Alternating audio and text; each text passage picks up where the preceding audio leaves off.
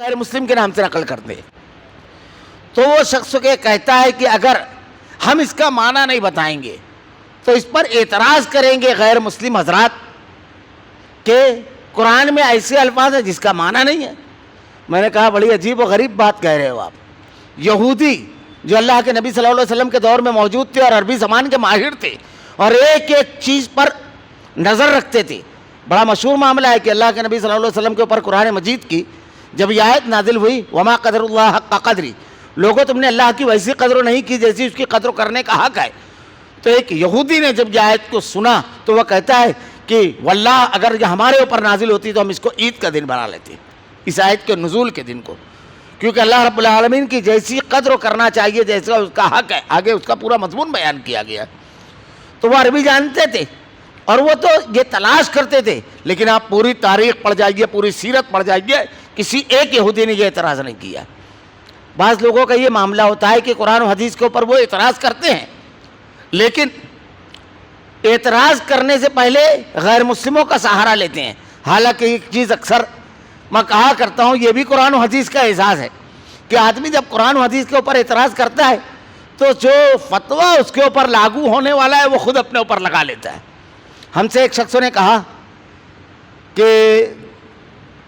یہ جو حدیث ہے کہ اللہ کے نبی صلی اللہ علیہ وسلم نے ارشاد فرمایا کہ قیامت کو روز سینگ والی بکری اور بے سینگ والی بکری، اگر کسی سینگ والی بکری نے بے سینگ والی بکری کو مارا ہوگا تو دونوں کو زندہ کیا جائے گا، اور انصاف کا ایسا قیام ہوگا کہ جانور پر بھی اگر ظلم ہوا ہے تو اللہ رب العالمین اس کو انصاف دلائے گا۔ تو وہ ایک سینگ مارے گی بے سینگ والی بکری سینگ والی بکری کو، اور پھر اس کے بعد ان کو کا معاملہ ختم ہو جائے گا۔ تو کہا کافر اس پر اعتراض کرتے ہیں، تو میں ہنسنے لگا۔ میں نے کہا ٹھیک ہے، آپ جملے ایک مرتبہ پھر دہرائیے۔ تو وہ کہنے لگے کہ کافر اس پر اعتراض کرتے ہیں۔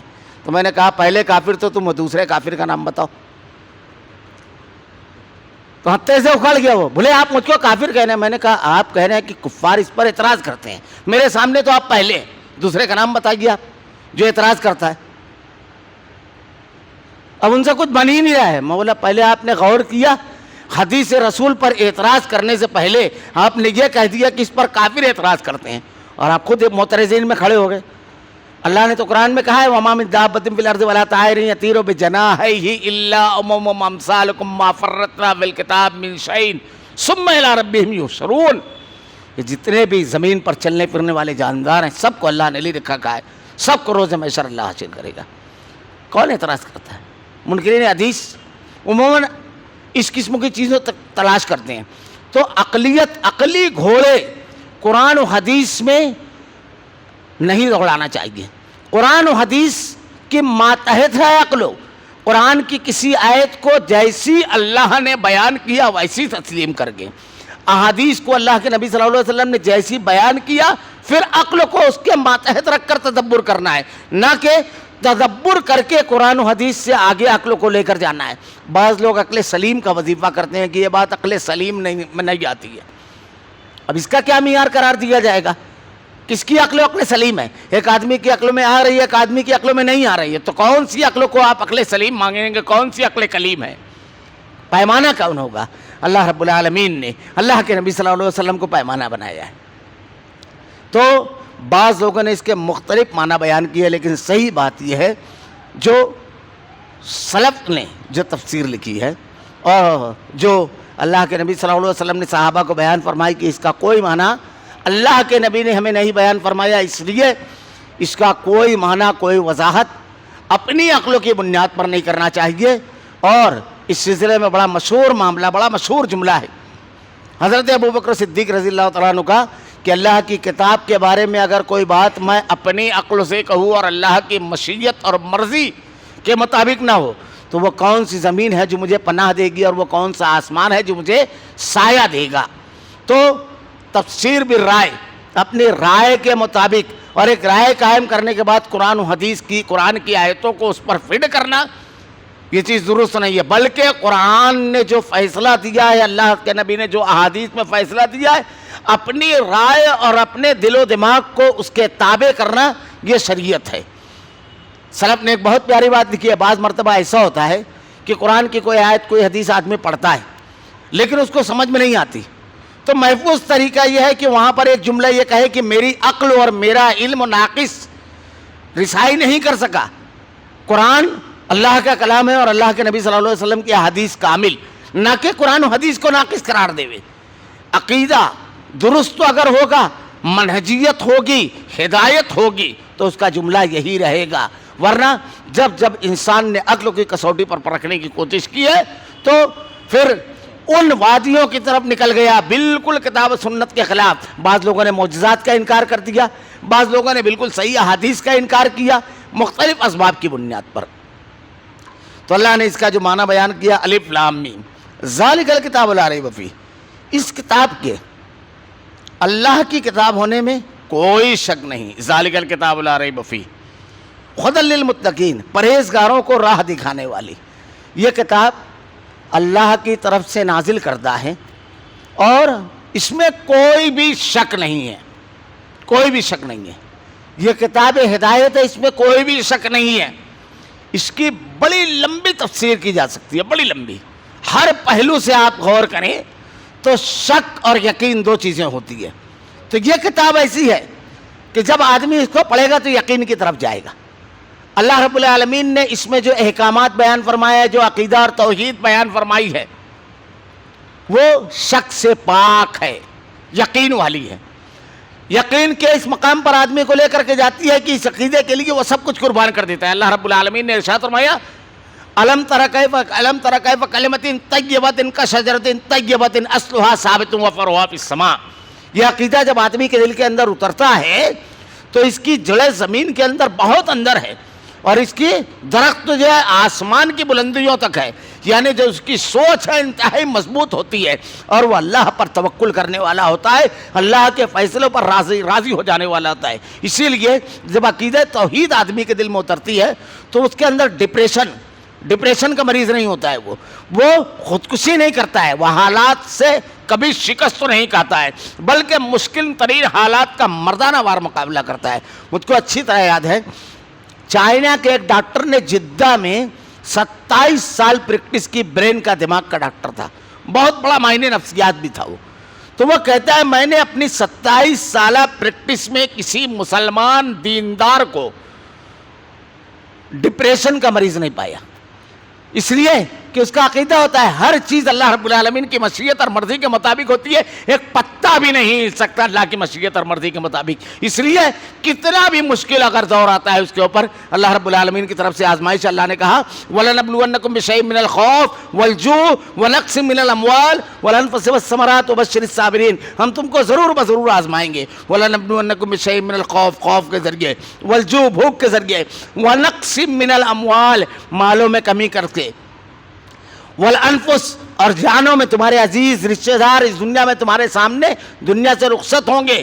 اللہ رب العالمین کی آزمائش ہے. الذین اذا اصابتہم مصیبہ، جب مومن پر کوئی مصیبت پہنچتی ہے قالوا انا للہ، وہ جملہ کہتا ہے ہم اللہ ہی کی ملکیت ہے، وانا الیہ راجعون، اور اسی کی طرف لوٹ کر جانے والے ہیں. جب وہ مالک ہے تو اس کو یہ اختیار ہے وہ جو چاہے میرے بارے میں فیصلہ کرے. کہ صرف یہاں تک نہیں ہے، عبادات، معاملات، جس چیز پر آدمی غور کرے کامل نجات کا ذریعہ یہی کتاب ہے، کامل نجات کا ذریعہ.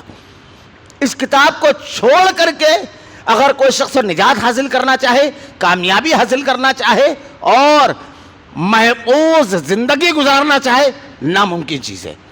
مجھ کو ایک واقعہ یاد آ رہا ہے، کوئی شک نہیں ہے اس کے اندر.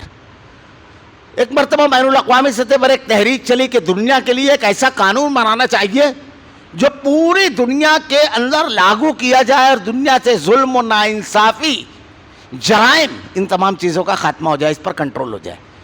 تو تقریباً 1962 کی غالباً بات ہے، 62-63 کی. اس کے لیے نیو یارک میں ایک کانفرنس ہوئی. تو اس کانفرنس میں سعودی عربیہ کی طرف سے شاہ فیصل نے شرکت کی اس کانفرنس میں. جب وہاں گئے وہ تو مختلف لوگوں نے اپنی رائے دی. شاہ فیصل نے اٹھ کر کے اسلامی قانون کو پیش کیا. تو جب اسلامی قانون کو پیش کیا تو پہلا اعتراض جو بہت گھسا پٹا ہے اور جس کا بہت زبردست اور مدلل جواب دیا جاتا ہے، یہ قانون تو 1400 سال پرانا ہے، لوگوں نے بڑی ترقی کر لی ہے.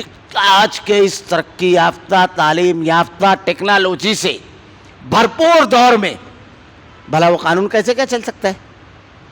اس کا جواب تو دیا جاتا ہے، دیکھیے یہ مغالطہ ہے۔ اللہ رب العالمین نے جو قانون بنایا ہے وہ قانون انسانی فطرت کو سامنے رکھ کر بنایا گیا ہے، اور انسان نے ترقی فطرت میں نہیں کی ہے، مادوں میں کی ہے۔ یہ تمام چیزیں پہلے سے زمین میں موجود تھی، لیکن استعمال کرنے کا فن نہیں جانتا تھا آدمی۔ آج ان مادوں کو ہم زمین سے نکال کر کے اس کو استعمال کرنے کا فن جان گئے، مادوں میں ترقی کی ہے، فطرت میں نہیں۔ مثلاً ہزاروں سال پہلے، 1400 سال نہیں، ہزاروں سال پہلے، 5000 سال پہلے اگر کوئی چوری کرتا تھا تو اس سے لوگ نفرت کرتے تھے۔ آج چور کا ہر پھول کیا جاتا ہے کیا؟ آج بھی قابل نفرت ہے چوری۔ ہزاروں سال پہلے اگر کوئی قتل کرتا تھا تو سماج میں اس کو بری نگاہ سے دیکھا جاتا تھا۔ آج قاتل کو آئیڈیل نہیں مانا جاتا۔ ہزاروں سال پہلے اگر کسی کی یہاں موت ہوتی تو آنسو بہاتا تھا، آج رقص اور سرور کی محفلیں نہیں سجتی ہے۔ ہزاروں سال پہلے بچے کی پیدائش پر خوش ہوتا تھا باپ، آج غمگین نہیں ہوتے ہیں لوگ بیٹے کی پیدائش کی خبر سن کر۔ فطرت آدمی کی نہیں بدلی ہے، جرائم کے سلسلے میں، گناہ کے سلسلے میں وہی فطرت ہے، اور خالق فطرت نے فطرت انسانی کے نباس کے ذریعے یہ دستور حیات دیا ہے۔ وہ فطرت کا خالق ہے، فطرت کبھی نہیں بدلی گئی۔ میری ایک مرتبہ کچھ وکلا سے، کبھی انشاءاللہ العزیز میں اس کو بتاؤں گا تفصیل سے، گفتگو بھی قانون پر، تو کافی لمبی چوڑی گفتگو بھی، تو اس نے کہا کہ اسلامی قانون جو ہے، اب کوئی چوری کرے تو اس کا ہاتھ کاٹ دینا، تو میں نے کہا بالکل فطرت کے مطابق ہے۔ قتل کرے تو اس کو قتل کر دینا۔ تو میں نے ان سے کہا یہ بتائیے آپ، یہ اس بحث کو تقریباً 25-30 سال سے زیادہ ہو چکا ہے، 86-87 کا واقعہ ہے۔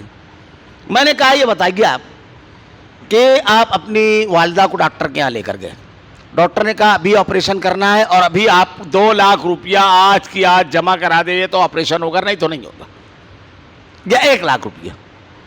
آپ بینک میں گئے پیسہ نکالنے کے لیے، بینک سے پیسہ نکالا آپ نے، کسی چور نے ہاتھ صاف کر دیا راستے میں، یا آپ کے بچے کا کسی اچھے کالج میں ڈگری کے لیے، ڈگری کالج میں ایڈمیشن ہو گیا اور لاسٹ ڈیٹ تھی فیس بھرنے کی، اور اس کے بعد ایڈمیشن کینسل ہو جائے گا۔ آپ نے پیسہ نکالا، کسی چور نے ہاتھ صاف کر دیا، اب آپ کی والدہ کا آپریشن نہیں ہوا، وہ مر گئی، زندگی اور موت اللہ کے ہاتھ میں، لیکن آپ کیا کریں گے اگر چور ملے تو؟ بولے مار ڈالوں گا اسے۔ بولا اسلام نے تو صرف ہاتھ کاٹنے کے لیے کہا، اب مارنے کے بعد۔ اصل مسئلہ یہ ہے نا کہ دنیا میں جب قانون بنے تو دنیا کے لوگوں نے بہت بڑی غلطی کیا کی، مجرم کی گود میں بیٹھ کر قانون بنایا، اور اسلامی قانون جو ہے مظلوم کی آہوں اور سسکیوں کو مد نظر رکھ کر بنایا گیا۔ یہ فرق ہے، مظلوم کو انصاف دلانا ہے، ظالم سے ہمدردی نہیں کرنا ہے۔ یہ بہت بڑا جو فرق پڑا وہ یہ، میں ایک پہلو، اس میں کوئی شک نہیں ہے، ایک مرتبہ اس کتاب کا آپ مطالعہ تو کیجئے، پڑھیے تو اس کتاب کو، آپ کے تمام شکوک کو، آپ کے تمام سوالات کے جوابات دے دے گی، سارے شکوک کو رفع کر دے گی، ختم کر دے گی۔ کسی پہلو سے آپ گفتگو کیجیے، کسی، میں اشارے دے رہا ہوں صرف۔ خیر، شاہ فیصل نے جب وہ قانون پیش کیا تو پادری نے کہا یہ 1400 سال پرانا ہے اور درندوں والا قانون ہے۔ ایک آدمی نے اگر چوری کی $15,000، آپ نے اس کے ہاتھ کاٹ دیے۔ اب وہ اگر ہاتھ اچھا رہے تو کما کر کے $15,00,000 ٹیکس بھی دے سکتا ہے گورنمنٹ کو۔ ایک آدمی نے ایک قتل کیا، آپ اس کو مار دیتے ہیں، ارے بھائی ایک جان تو گئی ملکوں کی، دوسری بھی آپ مار دے رہے ہو۔ شاہ فیصل مسکرائے، آپ نے کہا ٹھیک ہے مجھ کو موقع دیجیے، جواب دیا انہوں نے۔ اس وقت تو امریکہ میں جرائم کی جو شرح تھی آپ نے اس وقت بیان کی کہ ہر 5 منٹ میں ایک قتل، ہر 2 گھنٹے میں ایک چوری، ہر 2 دن میں ایک بینک ڈکیتی، یہ اس وقت کا ریشو تھا جرائم کا۔ اور آج تو ممالک کے جرائم کا ریشو جب آپ اٹھا کر دیکھیں گے تو آدمی سر پیٹ لے رہے، منٹوں اور سیکنڈوں میں عزتیں لوٹی جا رہی ہے۔ تو کہا یہ اس قانون کا میں بتا رہا ہوں جس کو آپ کہتے ہیں جنگل کا قانون نہیں، یہ انسانی قانون ہے۔ اور ہمارے ہاں 5 سال میں ایک چوری اور 2 سال میں ایک قتل کا معاملہ ہوا، جس قانون کی میں بات کر رہا ہوں۔ اصل میں ہم اس ایک ہاتھ کو کاٹ کر پورے مالوں کو محفوظ کر دیتے ہیں، اس ایک جان کو مار کر کے پوری جانوں کو محفوظ کر دیتے ہیں. میں اکثر ایک بات بیان کرتا ہوں, یہ اللہ نے کہا ہے لا ریب فیہ, اس میں کوئی شک نہیں ہے. اسی پہلو سے, میں ایک پہلو سے صرف چند اشارے دے رہا ہوں, جتنا مطالعہ کرے گا آدمی, قرآن کو پڑھے گا اور اس کے احکامات کو, روشن ہوتا جائے گا. اللہ نے کہا وَلَكُمْ فِي الْقِصَاصِ حَيَاتٌ يَا أُولِي الْأَلْبَابِ, عقل مندو قصاص میں تمہارے لیے زندگی ہے, بدلے میں زندگی. کیا کہا گیا؟ مگر اولو الالباب, جو عقل کا استعمال کرے گا اس کے لیے. اب ذرا سا غور کیجئے, بدلے میں اللہ زندگی کہہ رہا ہے, یعنی اگر کوئی آدمی قتل کرتا ہے تو بدلے میں اس کو قتل کر دو گے تو زندگی اللہ کہہ رہا ہے, جبکہ ہم موت دے رہے ہیں اس کو. اور اللہ نے کہا وَكَتَبْنَا عَلَيْهِمْ فِيهَا أَنَّ النَّفْسَ بِالنَّفْسِ وَالْعَيْنَ بِالْعَيْنِ وَالْأَنْفَ بِالْأَنْفِ وَالْأُذُنَ بِالْأُذُنِ وَالسِّنَّ بِالسِّنِّ وَالْجُرُوحَ قِصَاص. اور یہ بات کتاب میں ہم نے لکھ دی, وَكَتَبْنَا عَلَيْهِمْ فِيهَا أَنَّ النَّفْسَ بِالنَّفْسِ, جان کے بدلے جان, وَالْعَيْنَ بِالْعَيْنِ وَالْأَنْفَ بِالْأَنْفِ وَالْأُذُنَ بِالْأُذُنِ, آنکھ کے بدلے آنکھ, ناک کے بدلے ناک, کان کے بدلے کان, وَالسِّنَّ بِالسِّنِّ, دانت کے بدلے دانت, وَالْجُرُوحَ قِصَاص, اور مختلف زخموں کے بدلے مختلف زخم. یہ قصاص ہے. لیکن اللہ نے کہا وَلَكُمْ فِي الْقِصَاصِ حَيَاتٌ يَا أُولِي الْأَلْبَابِ, عقل مندو قصاص میں تمہارے لیے زندگی ہے. کیوں زندگی ہے جانتے ہو؟ قصاص کا اگر رائج ہو جائے, قانون رائج ہو جائے, تو آپ سمجھ لیجئے کہ جرائم ختم ہو جاتے ہیں قصاص سے. کس طرح؟ چھوٹا سا واقعہ, کافی پرانی بات ہے, یہ بھی 30-40 سال پرانا واقعہ ہے. عربستان ایک شخص ہو گیا کام کرنے کی غرض سے.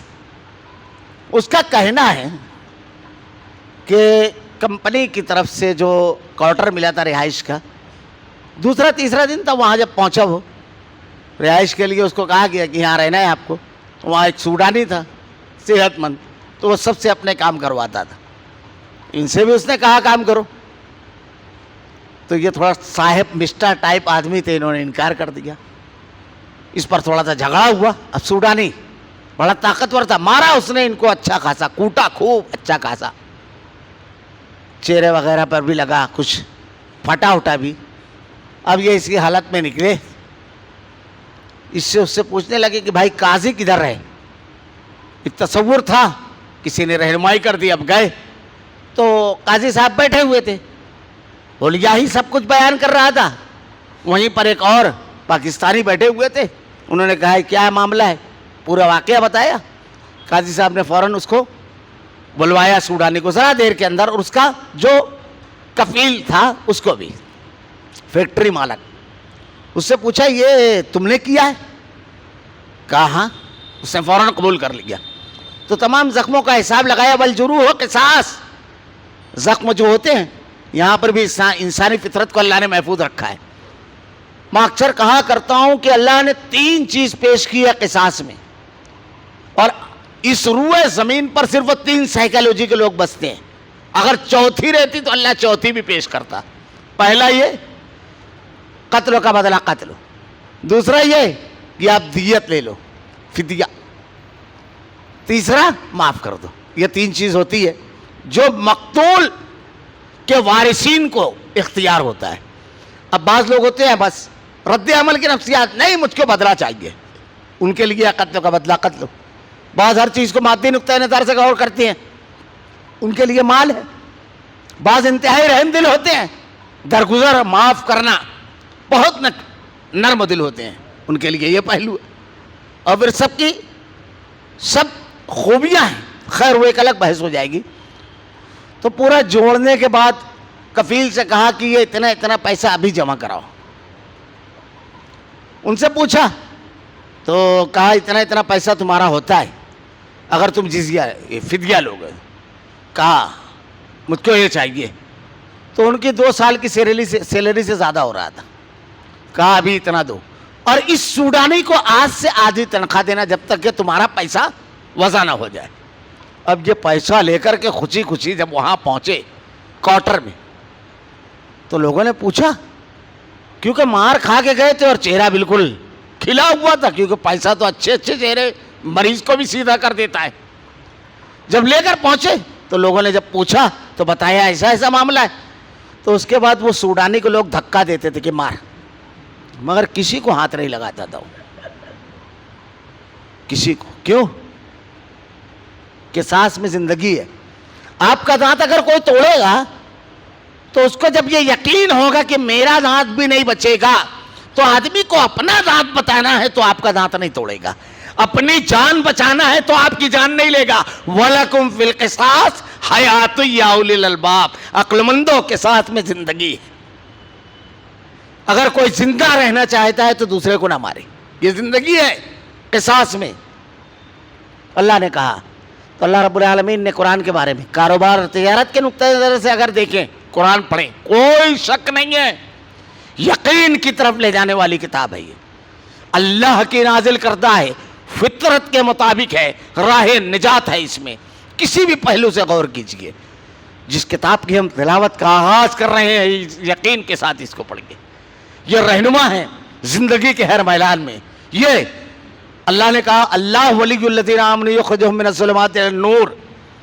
اللہ رب العالمین مومنین کو اندھیرے سے نکال کر روشنی میں لاتا ہے. اللہ نے ارشاد فرمایا اومن کان میتا فاحییناہ وجعلنا لہ نورا یمشی بہ فی الناس. اس کتاب کے اوپر عمل کرنے اور اس کو اپنے آپ میں اتار لینے کا فائدہ یہ ہے کہ اس کی مثال مردے اور زندے کی ہے. نور ہوتا ہے جس کو لے کر کے وہ چلتا ہے، اور جس کے پاس روشنی ہو، راستے کا خطرہ بھی اسے معلوم پڑ جاتا ہے، آگے گڑھا ہے یا سیدھا راستہ ہے، آگے بڑی چٹان ہے، پتھر ہے، ٹھوکر بھی نہیں کھائے گا. کوئی موذی جانور ہے اس سے بھی بچاؤ کر لے گا. تو حفاظت بھی ہو جاتی ہے، صحیح راستے کی رہنمائی بھی ہو جاتی ہے. اگر نور ہو تو اس کے پاس کے نور ہوتا ہے.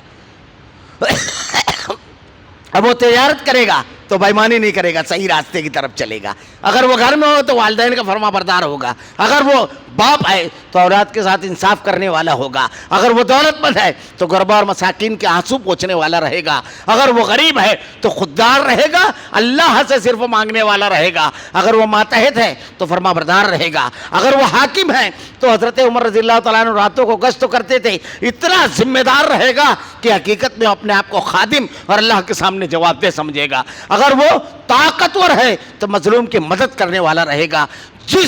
یعنی اس کے پاس نور ہوگا، مال بھی آئے گا تو نور کے ساتھ، صلاحیت اور طاقت بھی آئے گی تو نور کے ساتھ، اقتدار بھی آئے گا تو نور کے ساتھ. لا ریب فی، یہ کتاب اگر اس کے پاس ہو. اللہ نے کہا صبغۃ اللہ ومن احسن من اللہ صبغہ، رنگوں میں بہترین رنگ اللہ کا رنگ ہے، بہترین رنگ. تو اللہ نے کہا اس میں کوئی شک نہیں ہے. لا ریب فی ھدی للمتقین، یہ متقیوں کے لیے ہدایت ہے، متقیوں کے لیے ہدایت ہے. اللہ رب العالمین نے ہدایت اور رہنمائی کا سامان فرمایا، بیان فرمایا اس کتاب کو. یہاں پر میں ایک چیز کہہ دوں، بعض لوگ قرآن کو احادیث کے علاوہ سمجھنا چاہتے ہیں، احادیث کے کو ہٹا کر کے. یعنی قرآن کی تشریح اور تفسیر اللہ نے جس کے اوپر اس کتاب کو نازل کیا اس کو یہ حق نہیں ہے. ہر آئرے گہرے کو یہ حق حاصل ہے، منکرین حدیث، اور اس کی وجہ سے بڑی ٹھوکریں بھی کھاتے ہیں. اگر یہ چیز کر دی جائے تو بہت سارے مقامات پر بڑی مشکل پیش آئے گی. اللہ تعالیٰ قرآن کے بارے میں کہتا ہے افلا یتدبرون القرآن ولو کان من عند غیر اللہ لوجدوا فیہ اختلافا کثیرا. اگر یہ اللہ کے علاوہ کسی اور کی طرف سے نازل کیا ہوا ہوتا تو اس میں اختلاف کثیر پاتے. کوئی اختلاف نہیں ہے قرآن میں. لیکن اگر آپ احادیث جو قرآن کی شرح ہے اس کو اگر ہٹا دے تو بعض مقامات پر بڑا مشکل ہوتا ہے. اب میں 3 آیتوں کی تلاوت کرتا ہوں. پہلی آیت یہ، اللہ رب العالمین نے سورہ بقرہ میں دوسرے پارے میں ارشاد فرمایا شہر رمضان الذی انزل فیہ القرآن ھدی للناس. رمضان کا مہینہ وہ مہینہ ہے جس میں ہم نے قرآن نازل فرمایا ہے جو لوگوں کے لیے ھدی للناس، سب کے لیے ہدایت ہے. یہاں عام ہے، اور یہاں پر ھدی للمتقین، متقیوں کے لیے ہدایت ہے، خاص کر دیا یہاں پر. ٹکراؤ ہے؟ ٹکراؤ نہیں ہے. ایک حدیث رسول پڑھ جائے گی بات بالکل صاف ہو جائے گی. دونوں باتیں اپنی جگہ بالکل درست ہے. میں نے اس سے پہلے بیان بھی کیا تھا کہ اللہ کے نبی صلی اللہ علیہ وسلم نے ارشاد فرمایا آسمان سے بارش برستی ہے، پوری زمین اس سے سیراب ہوتی ہے، لیکن زمین کا ایک حصہ ہوتا ہے پتھریلا. پانی جب برستا ہے تو اس سے زمین کو کوئی فائدہ نہیں ہوتا، پانی برس کر کے بہہ جاتا ہے. اور ایک حصہ ہوتا ہے زمین کا زرخیز، مٹی والا. جب بارش برستی ہے تو وہ پانی کو اپنے اندر جذب کرتا ہے، خود فائدہ اٹھاتی ہے وہ زمین، پھر اس سے غلہ اٹھتا ہے، لوگ فائدہ اٹھاتے ہیں. تو اللہ رب العالمین نے ہدایت سب کے لیے ارادے کی، ہدی للناس، سب کے لیے. جیسے بارش پوری زمین کے لیے برستی ہے، لیکن جس زمین میں زرخیزی ہوگی وہی فائدہ اٹھاتی ہے، اس سے اس کے لیے مفید ہوتی ہے. یہاں اللہ نے کہا ہدی للناس، سب کے لیے اللہ نے اس ہدایت کو نازل فرمایا. لیکن ہدی للمتقین، جس کے اندر تقوی ہوگا، اللہ کا خوف، اللہ کے سامنے جواب دہی کا احساس، اللہ سے محبت، وہ آیتیں اس کے اندر اترے گی اس کے دل میں اور وضاحت کے ساتھ. ھذا بیان للناس، عام لوگوں کے لیے بیان ہے. ھدی و موعظۃ للمتقین، اور نصیحت متقیوں کے لیے ہے. تو اللہ رب العالمین نے اس کتاب کو پرہیزگاروں کے لیے ہدایت، جو اللہ سے ڈرنے والے، اللہ سے محبت کرنے والے ہیں، ان کے لیے ہدایت بنایا. تقوی اس میں جو بیان کیا ہے، اگر صرف قرآن کی آیتیں اس پر تلاوت کی جائے تو بڑی طویل بات ہو جائے گی. متقی آدمی کا ہونا، تقوی ہر بھلائی اور خیر کے حصول کا ذریعہ ہے. ہر چیز کو آپ کو حاصل کرنا ہے تقوی کے ذریعے. مثلا اللہ نے کہا یہاں سب سے بڑی چیز ہے آدمی کی ہدایت. علامہ ابن تیمیہ رحمۃ اللہ علیہ کہتے ہیں کہ ایک بڑا طبقہ انسانی آبادی کا اگر بھوک اور پیاس سے مر جائے، بڑا حادثہ نہیں ہے. وہ حادثہ تو ہے مگر بہت بڑا نہیں ہے. لیکن ایک بڑا طبقہ ہدایت سے محروم ہو کر کے مر جائے، بہت بڑا حادثہ ہے. اسی لیے اللہ نے کہا وَإِن مِّن قَرْيَةٍ إِلَّا خَلَا فِيهَا نَذِيرٌ، ہم نے ہر علاقے میں ڈرانے والا، سمجھانے والا، ہدایت کی باتیں بتانے والا بھیجا. یہ بڑا حادثہ ہے.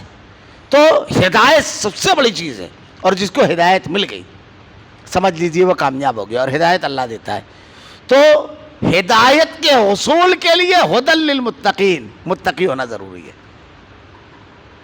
آدمی اللہ رب العالمین سے اگر تقوی چاہتا ہے، اللہ رب العالمین سے اگر روزگار میں برکت چاہتا ہے، وَلَوْ أَنَّ أَهْلَ الْقُرَىٰ آمَنُوا وَاتَّقَوْا لَفَتَحْنَا عَلَيْهِمْ بَرَكَاتٍ مِّنَ السَّمَاءِ، اس بستی کے لوگ اگر تقوی اور پرہیزگاری اختیار کرتے تو اللہ تعالیٰ زمین اور آسمان سے ان کے لیے برکات کے دہانے کھول دیتا. روزی میں برکت، تقوی ضروری ہے. میں چند مثالیں صرف دے کر آگے بڑھ جاؤں گا. اللہ کے یہاں مقام اور مرتبہ، عزت، اس سے تقوی، ہدایت تقوی کی بنیاد پر، روزگار میں برکت تقوی کی بنیاد پر، آخرت میں نجات. ثم ننجی الذین اتقوا، اللہ نے ارشاد فرمایا آخرت میں نجات تقوی کی بنیاد پر. اللہ کے ہاں مقام اور مرتبہ، اللہ تعالیٰ نے ارشاد فرمایا وَجَعَلْنَاكُمْ شُعُوبًا وَقَبَائِلَ لِتَعَارَفُوا إِنَّ أَكْرَمَكُمْ عِندَ اللَّهِ أَتْقَاكُمْ، ہم نے تم کو مختلف برادریوں میں بانٹ دیا، کوئی شیخ، کوئی سید، کوئی خان. إِنَّ أَكْرَمَكُمْ عِندَ اللَّهِ أَتْقَاكُمْ، اللہ کے نزدیک وہ عزت والا ہے جو تقوی اختیار کرے. اللہ کے یہاں اکرام، عزت تقوی کی بنیاد پر، ہدایت تقوی کی بنیاد پر، روزگار میں برکت، قیامت کے روز نجات، بے شمار چیزیں ہیں. تقوی بنیاد ہے تو اللہ تعالیٰ اسی کو دے گا. الذین یؤمنون بالغیب. وقت تو کافی ہو چکا ہے، میں صرف اس کی ایک معمولی سے ایک جملہ کہہ کر کے اپنی بات سمیٹ دوں گا. جو لوگ غیب پر ایمان لاتے ہیں، اللہ کی کتاب ہے، رب کی، جو غیب کو مانتے ہیں، یہ نہیں کہا جو غیب جانتے ہیں. کیا کہا؟ ایمان والوں کی پہلی صفت الذین یؤمنون بالغیب، جو غیب کو مانتے ہیں، غیب کو جانتے ہیں نہیں. اب غیب کو جاننے کا جو بھی دعویٰ کرے گا اس کا دعویٰ درست نہیں ہوگا. اور ایک بات یاد رکھیے، غیب میں اللہ نے جو کچھ بیان کر دیا، جیسا بیان کیا اتنا ماننا، اس میں عقلوں کا استعمال نہیں کرنا. یہ جاننے کی طرف چلا جاتا ہے آدمی، صرف اس میں مانا جاتا ہے. عموماً آپ دیکھیں گے گمراہی کے اسباب میں سے بڑے اسباب یہ بھی ہیں کہ غیبیات میں لوگوں نے بڑی لمبی چوڑی بحثیں کی، قبر کے سلسلے میں، جنت کے سلسلے میں، جہنم کے سلسلے میں، آخرت کے سلسلے میں. اب ہمارے یہاں ہے نا، شیخ کا دامن پکڑ کر مسل جائیں گے. قبر کے سلسلے میں بڑی عجیب و غریب.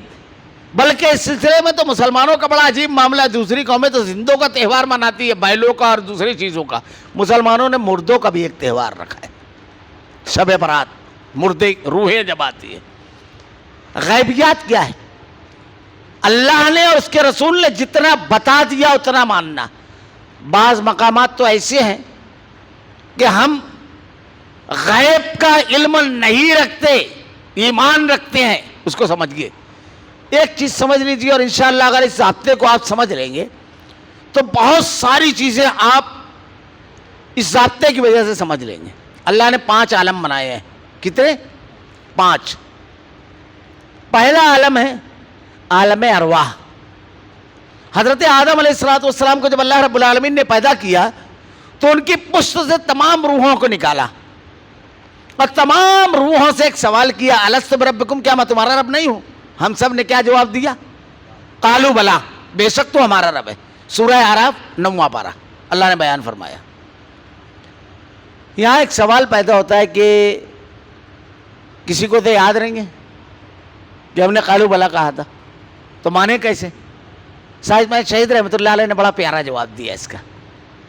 بہت ساری چیزیں ایسی ہیں کہ آدمی کو معلوم نہیں ہوتی ہے, لیکن جب اتنے سارے لوگ جو معتبر ہوں ایک ساتھ کہتے ہیں تو آدمی مان لیتا ہے. جیسے مثلا کس خاتون کی کوکھ میں اس نے 9 ماہ گزارے, کسی کو نہیں معلوم ہوتا ہے. ہوش نہیں رہتا ہے, جب پیدائش جو ہوتی ہے ہوش بھی نہیں رہتا ہے. لیکن ہم ذرا سا بڑے ہوتے ہیں تو ایک گھر ملتا ہے جہاں ایک خاتون ہم سے بہت زیادہ محبت کرنے والی ہوتی ہے, ایک شخص, تو لوگ کہتے ہیں یہ تیری ماں ہے, یہ تیرا باپ ہے. پھر ان کے ماں باپوں کے بارے میں ان کی پیدائش سے پہلے وہ پیدا ہوئے رہتے ہیں, کہا جاتا ہے کہ یہ تیرے نانا ہے, یہ تیرے دادا ہے. سماج کے بہت سارے معتبر لوگ یہ رشتہ ایک زبان ہو کر کے بتاتے ہیں, کوئی نہیں اس کی تردید کرتا ہے, تو ہم لوگ مان جاتے ہیں. اللہ رب العالمین نے آدم سے لے کر کے تمام انبیاء کرام کے اوپر یہ وحی نازل کی, اور سب ایک زبان ہو کر کے کہہ رہے ہیں تو نے کہا تھا قالوا بلا. کیا ہم نہیں مانیں گے؟ بالکل مانیں گے, بالکل تسلیم کریں گے. خیر, پہلا عالم ہے عالم ارواح. ہزاروں سال اس کے بعد اس دنیا میں آنے تک کہ ہمارے روحیں وہیں رہی عالم ارواح میں. یہ پہلا عالم. دوسرا عالم ہے عالم رحم مادر. ہم اپنی ماں کی کوکھ میں جب ہوتے ہیں تو 4 مہینے کے جب ہوتے ہیں تو ہمارے جسم میں اللہ روح ڈال دیتا ہے. 5 مہینہ, بعض لوگ اس سے کم, جیسے 6 مہینہ, 7 مہینہ, 8 مہینے پہ بھی بچے کی ولادت ہوتی ہے. تو جو بھی مدت ہو, یہ اتنی مدت آدمی اپنی ماں کے پیٹ میں گزارتا ہے. یہ 2 عالم ہوئے. تیسرا عالم ہے عالم حیات, جس میں ابھی ہم بیٹھے ہوئے ہیں. چوتھا عالم ہے عالم برزخ, موت سے قیامت تک کے جو ایک عالم ہے اسے کہا جاتا ہے عالم برزخ.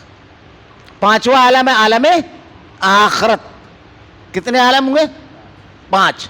2 عالم سے ہم ہو کر آئے اور 2 عالموں میں ہم کو جانا ہے. بالکل سینٹر میں ہم بیٹھے ہوئے, 2 عالموں میں جانا ہے.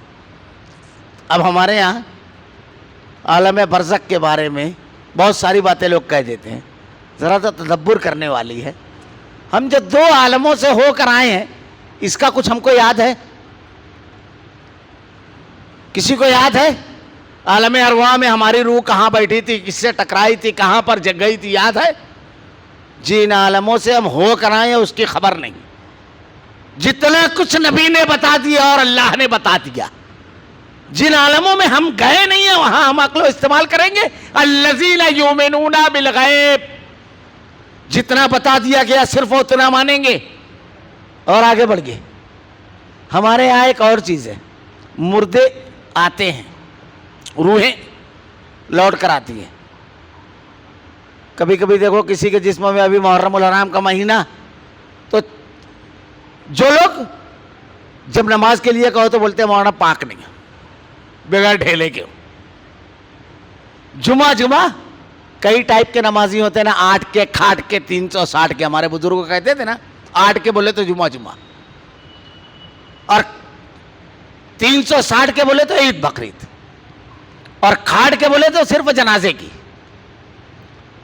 یہ کسی کی بہت قریبی میت ہے تو جب چلے گئے تو ان کے حضرت حسین ان کے جسم میں آ جاتے ہیں. حاضری بولے حضرت حسین آئے. عالم برزخ سے کوئی یہاں آ سکتا ہے کیا؟ دلیلیں اللہ تعالیٰ نے ارشاد فرمایا وَمِن وَرَائِهِمْ بَرْزَخٌ إِلَىٰ يَوْمِ يُبْعَثُونَ، ایک آڑ ہے برزخ اور تمہارے درمیان۔ صحیح بخاری کی روایت ہے کہ حضرت جابر بن عبداللہ رضی اللہ تعالیٰ عنہ کے والد محترم حضرت عبداللہ اور ان کے جو 7 غزوہ بدر میں شہید ہوئے، اللہ کی جناب میں جب اٹھائے گئے تو اللہ رب العالمین نے ان کو جو نعمتیں دی کہ روشن قندیلیں ہیں عرش کے نیچے، اس میں ڈیرا ڈالتے تھے، سبز پرندوں کے قالب میں ان کی روح کو ڈال دیا، جنت میں جہاں سے چاہے رزق کو حاصل کرتے تھے۔ یہاں پر بھی ایک چیز یاد رکھنے والی ہے، روح کو کھانے کے لیے باڈی چاہیے، اسی لیے اللہ نے ان کو سبز پرندے کے قالب میں ڈالا۔ ہمارے یہاں تو رکھ دیتے ہیں کنگا ہلا آئی، یہ اس کو بہت پسند تھا، کوا کھا لیا بولے روح آئی، اور اس کو قالب چاہیے، اچانک غائب بھی ہو گیا تو بولے گئی، قالب چاہیے، بغیر اس کا کھا نہیں سکتی وہ روح، کچھ نہیں کر سکتی۔ خیر، اللہ رب العالمین نے ساری نعمتیں دے کر کے حضرت عبداللہ سے سوال کیا اور کچھ کہا، ہاں اے اللہ ہمیں ایک مرتبہ اور دنیا میں بھیج تاکہ تیرے راستے میں پھر لڑتے ہوئے شہادت حاصل کریں، اتنی نعمتیں۔ اللہ نے کہا یہ میری سنت ہے، ایک مرتبہ بھیجنے کے بعد دوبارہ نہیں بھیجتا۔ تب اللہ سے دعا کی رب العالمین اپنے نبی کے ذریعے ہمارے ساتھیوں کو اس کی اطلاع دے دے، تو اللہ کے نبی صلی اللہ علیہ وسلم نے یہ بیان فرمایا، کوئی واپس نہیں آتا ہے۔ اللہ رب العالمین نے ایک آڑ بنایا ہے، اس کو اور آسان سمجھیے، ہم 2 عالم سے ابھی گزر کر کے آئے ہیں یہاں، ایک عالم ارواح اور دوسرا عالم رحم مادر۔ اگر کوئی شخص چاہے کہ اس عالم سے پیچھے چلا جائے، یعنی عالم رحم مادر میں یا عالم ارواح میں، تو جا سکتا ہے؟ نہیں جا سکتا نا۔ اچھا اسی عالم میں بیٹھے ہوئے، اب میری عمر 50 سے زیادہ ہے، میں چاہوں کہ اگر 20 سال کا ہو جاؤ تو ہو سکتا ہو کہ اسی عالم میں تھوڑا سا پیچھے ہو جاؤ، چلو ٹھیک ہے اتنا بھی نہیں، 2 4 5 مہینہ پیچھے جا سکتا ہوں، 1 آدھ گھنٹہ، یہ اللہ کا نظام ہے۔ وَلَن تَجِدَ لِسُنَّتِ اللَّهِ تَبْدِيلًا، رب العالمین نے جو ضابطہ بنا دیا اس کے باہر کوئی نہیں نکل سکتا۔ آپ اس میں بھی پیچھے نہیں، ایک عالم پیچھے لے کر آتے ہیں۔ الذین یؤمنون بالغیب، غیب پر ایمان لاتے ہیں۔ غیب پر ایمان کا مطلب یہ کہ غیبیات کے بارے میں اللہ نے اور اس کے رسول نے جتنا بتا دیا اتنا ہی صرف ماننا۔ یہ سارے عقلی گھوڑے جاننے میں آ جاتے ہیں جو ایمان کے منافی ہے۔ ایمان کے معنی ہے ماننا۔ انشاءاللہ آئندہ ہفتہ اس کی مزید تفصیلات بیان کروں گا۔ اللہ رب العالمین سے دعا ہے کہ رب العالمین ہمیں قرآن پڑھنے سمجھنے اور اس کے بارے میں جو نے بیان فرمایا، رب العالمین یہ لاریب کتاب ہے۔ رب العالمین الہ العالمین تو نے وعدہ کیا ہے کہ متقیوں کے لیے ہدایت ہے۔ اللہ ہمیں تقوی عطا فرما رب العالمین، اور اس نعمت کی بنیاد پر ہدایت نصیب فرما رب العالمین۔ الہ العالمین تیرے کلام کی آیتیں اور تیرے نبی کی احادیث کو ہمارا کردار و عمل بنا دے رب العالمین۔ اللہ ہمارا خاتمہ ایمان پر فرما۔